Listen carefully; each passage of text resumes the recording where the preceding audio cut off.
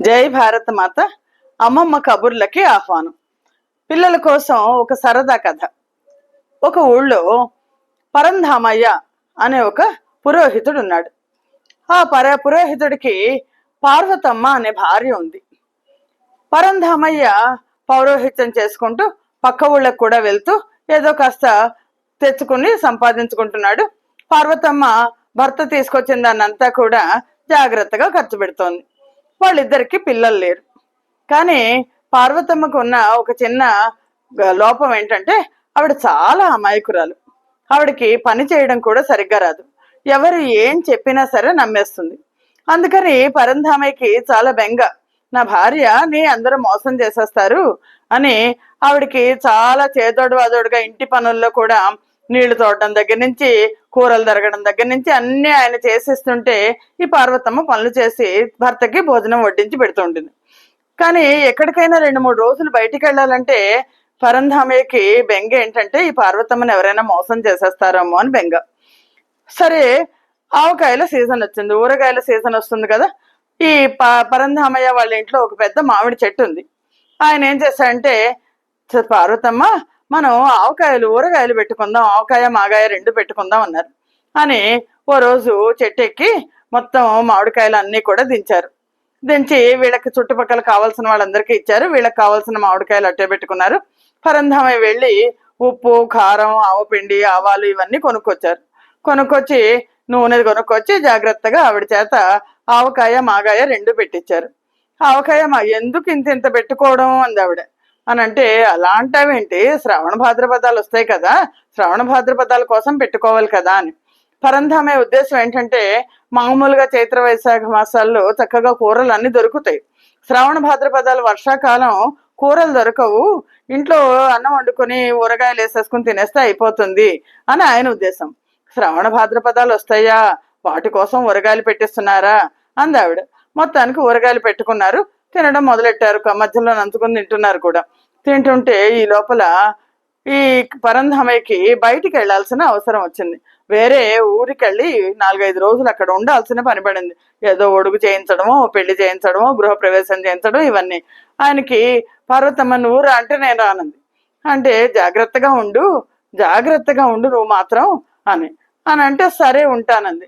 ఆయన వెళ్ళిపోతే కూడా ఊరగాయలు జాగ్రత్త, ఊరగాయలని వాటి మీద అనవసరంగా మూతలు అవి తీసేస్తే పాడైపోతాయి, ఊరగాయలు జాగ్రత్త అంటే మీరు చెప్పారు కదా శ్రావణ భాద్రపదాల కోసం ఉంచాము అని. అది నాకు తెలుసు, శ్రావణ భాద్రపదాల కోసమే అవి అంది. అని అంటే పరంధామయ్య అమ్మయ్య ఈవిడికి బాగా బుర్రకెక్కింది కాబట్టి జాగ్రత్తగా దాస్తుందని పరంధామయ్య వెళ్ళిపోయాడు, పక్క ఊరికి వెళ్ళిపోయాడు. వెళ్ళిపోతే ఈయన ఊరగాయల జాగ్రత్త అనడం, ఆ పార్వతమ్మమ్మో శ్రావణ భాద్రపదాల కోసం అనడం ఓ 2 దొంగలు విన్నారు. విని ఇది భలే ఉంది, ఈవిడ అమాయకురాలు, ఈవిడ్ని పట్టుకుందాం, ఎలా అయినా ఈవిడ్ని మోసం చేసేసి ఆ ఊరగాయ జాడీలు కాస్త తీసుకెళ్ళిపోదాం అనుకున్నారు. అనుకుని వాళ్ళ ఆయన పక్క ఊరికి వెళ్ళంగానే మర్నాడు పొద్దునే వచ్చి వీళ్ళు తలుపు తట్టారు. తలుపు తడితే ఆవిడ తలుపు తీసి ఎవరు మీరు అంది. అమ్మ మేమేనమ్మా శ్రావణ భాద్రపదాలు. అయ్యో అయ్యో మా ఆయన చెప్పారు శ్రావణ భాద్రపదాల కోసం అని, రండి రండి రండి లోపలికి రమ్మని, కాళ్ళు కడుక్కోండి, భోజనం వడ్డిస్తాను, వంట చేస్తాను, కూర్చోండి అంది. వాళ్ళిద్దరూ శుభ్రంగా కూర్చున్నారు. ముందర ఇంత పెద్ద గ్లాస్తో లోటాడు కాఫీ ఇచ్చింది. కాఫీ తాగాక వంట చేసి పెట్టింది. వంట చేసి పెట్టి ఊరగాయలు వేసింది. శ్రావణ భద్రపదాల కోసం ఊరగాయలు కదా, అందుకని అన్నం వండి ఊరగాయలు వేసి పెరుగు పెట్టింది. పెడితే వాళ్ళిద్దరు శుభ్రంగా తిన్నారు. తిన్నాకన్నారు అమ్మ మేము వెళ్ళొస్తామని. అంటే మంచిది నాయన అంటే, మరి మా ఊరగాయలు ఇచ్చేయండి అన్నారు.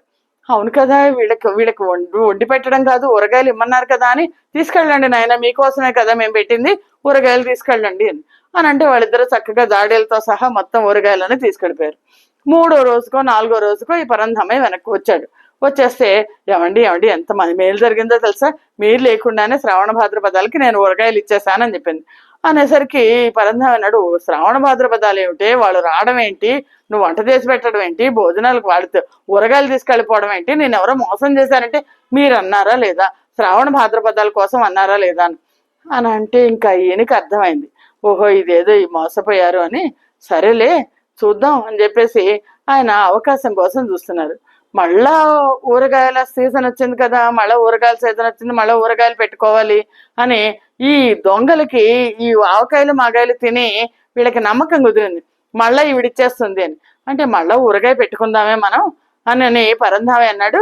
ఓ ఈసారి శ్రావణ భాద్రపదాలు వస్తే ఊరగాయ జాడీలు మాత్రం ఇచ్చేసేయి వాళ్ళకి, నేను ముందే చెప్తాను, అవకాశం ఉంటేనే వాళ్ళకి ఇచ్చేసేయని చెప్పేసి ఆయన చక్కగా ఊరగాయ నేనే పెడతాను అని ఆయన పెట్టాడు.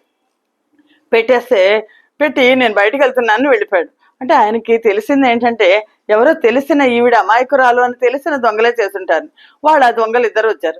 వచ్చి అమ్మ శ్రావణ భాద్రపదాలం వచ్చాం, కిందటిసారి మీరు ఊరగాయలు ఇచ్చారు, మీరు చాలా బాగా తిన్నాం, ఈసారి కూడా ఇవ్వండి అని అంటే ఆవిడ మా ఆయన చెప్పారు భోజనం పెట్టక్కర్లేదు, ఈ జాడీలు ఇచ్చేయమని చెప్పారు అని అనేసరికి ఆ జాడీలు 2 తీసుకెళ్ళిపోయి వాళ్ళు ఆగలేకపోయారు. మధ్యలోనే మూతలు విప్పేసి ఈ జాడీలో ఏముందో చూద్దామని ఆ పచ్చడి కాస్త నోట్లో పెట్టుకున్నారు. పచ్చడి నోట్లో పెట్టుకునేసరికి ఏముంది, ఇంకా వీళ్ళు నోరు మంట, ఒళ్ళు మంట, చేతులంతా దురదలు. ఎందుకంటే పరంధామయ్య ఏం చేశారంటే దురద గుండాకు తీసుకొచ్చి దాన్ని నూరి పచ్చడి చేసి అందులో పెట్టారు. చేసేసరికి వాళ్ళు ఇంకా కింద పడి దొర్లేస్తుంటే ఈ లోపల అందరూ పట్టుకున్నారు. ఏమైంది అంటే పరంధామయ్యని మోసం చేశాము అని అంటే పరంధామయ్య గబగబా వచ్చి చెప్పారు వాళ్ళు, పరంధామయ్య వాళ్ళని ఇలాంటి తప్పుడు పనులు చేస్తారా అని చెప్పేసి గ్రామాధికారి దగ్గరికి తీసుకెళ్తే గ్రామాధికారి వాళ్ళిద్దరిని శిక్షించారు. పరంధామయ్యకి పార్వతమ్మకి చెప్పారు, శ్రావణ భాద్రపదాలు అంటే వర్షాకాలం, ఊరగాయలు ఆ పూట అప్పుడు మనం వేసుకుంటే మనకి జబ్బు కూడా చేయదు, బయట వాతావరణం అంతా కూడా చల్లగా ఉంటుంది, ఊరగాయలు వేడి చేస్తాయి, శరీరానికి ఆరోగ్యము అని. అందుకని శ్రావణ భాద్రపదాల కోసం ఊరగాయలు అంటే పార్వతమ్మ మోసపోయింది. మళ్ళీ పరంధామయ్య తెలివితేటల వల్ల దొంగల్ని పట్టుకోవడం జరిగింది. బాగుందా కదా? జై భారత మాత.